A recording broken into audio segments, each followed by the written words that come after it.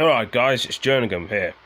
We're going to be showing Boris Johnson's news. Breaking: Boris Johnson says he won't lift the UK lockdown coronavirus just yet. So we're going to play the video. So 2 seconds. What's happening with the next stage of lockdown? There's my feet Thank you, again. Kate, thanks so much, because the Prime Minister is here. Good morning. I'm sorry I've been away from my desk for much longer than I would have liked, and I want to thank everybody who has stepped up, in particular the First Secretary of State, Dominic Raab, who's done a terrific job. But once again, I want to thank you, the people of this country, for the sheer grit and guts you've shown and are continuing to show. Every day, I know that this virus brings new sadness and mourning to households across the land. And it is still true that this is the biggest single challenge this country has faced since the war. And I in no way minimize the continuing problems we face. And yet it is also true that we are making progress with fewer hospital admissions, fewer COVID patients in ICU, and real signs now that we are passing through the peak. And thanks to your forbearance, your good sense, your altruism, your spirit of community, thanks to our collective national resolve, we are on the brink of achieving that first clear mission: to prevent our National Health Service from being overwhelmed in a way that tragically we have seen elsewhere. And that is how and why we are now beginning to turn the tide. If this virus were a physical assailant, an unexpected and invisible mugger, which I can tell you from personal experience it is, then this is the moment when we have begun together to wrestle it to the floor. And so it follows that this is the moment of opportunity. This is the moment when we can press home our advantage. It is also the moment of maximum risk, because I know there will be many people looking now at our apparent success and beginning to wonder whether now is the time to go easy on those social distancing measures. And I know how hard and how stressful it has been to give up, even temporarily, those ancient and basic freedoms: not seeing friends, not seeing loved ones, working from home, managing the kids, worrying about your job and your firm. So let me say directly also to British business, to the shopkeepers, to the entrepreneurs, to the hospitality sector, to everyone on whom our economy depends: I understand your impatience, I share your anxiety, and I know that without our private sector, without the drive and commitment of the wealth creators of this country, there will be no economy to speak of. There will be no cash to pay for our public services, no way of funding our NHS.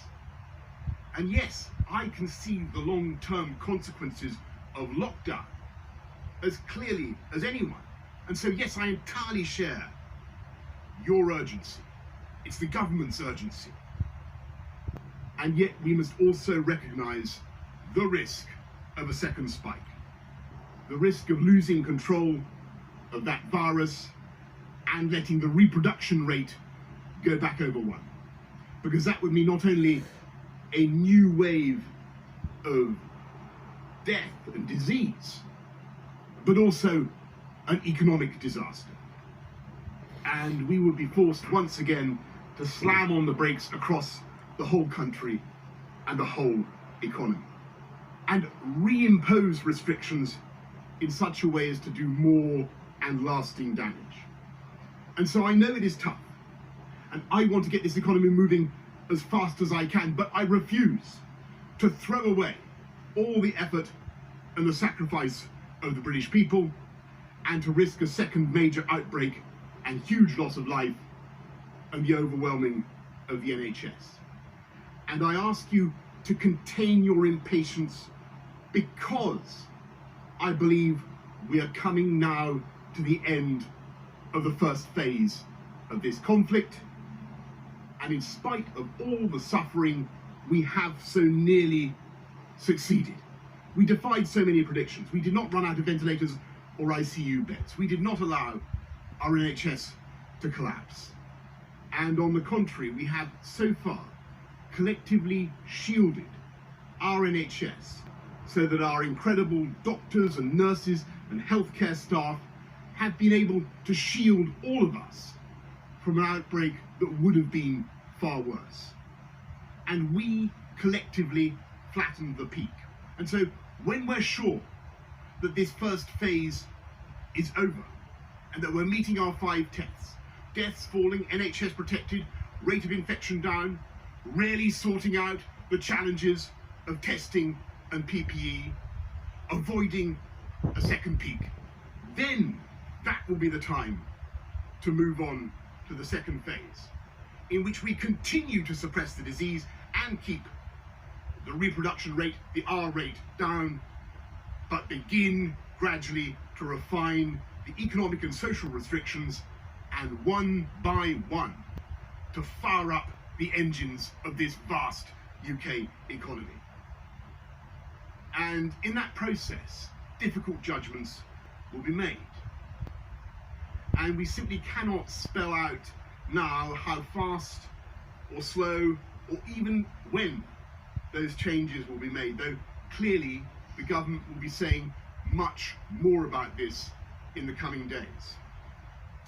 And I want to serve notice now that these decisions will be taken with the maximum possible transparency. And I want to share all our working and our thinking, my thinking, with you, the British people. And of course, we will be relying, as ever, on the science to inform us, as we have from the beginning. But we will also be reaching out to build the biggest possible consensus across business, across industry, across all parts of our United Kingdom, across party lines, bringing in opposition parties as far as we possibly can, because I think that's no less than what the British people would expect. And I can tell you now, the preparations are underway and have been for weeks to allow us to win phase 2 of this fight, as I believe we are now on track to prevail in phase 1. And so I say to you finally, if you can keep going in the way that you have kept going so far, if you can help protect our NHS to save lives, and if we as a country can show the same spirit of optimism and energy shown by Captain Tom Moore, who turns 100 this week,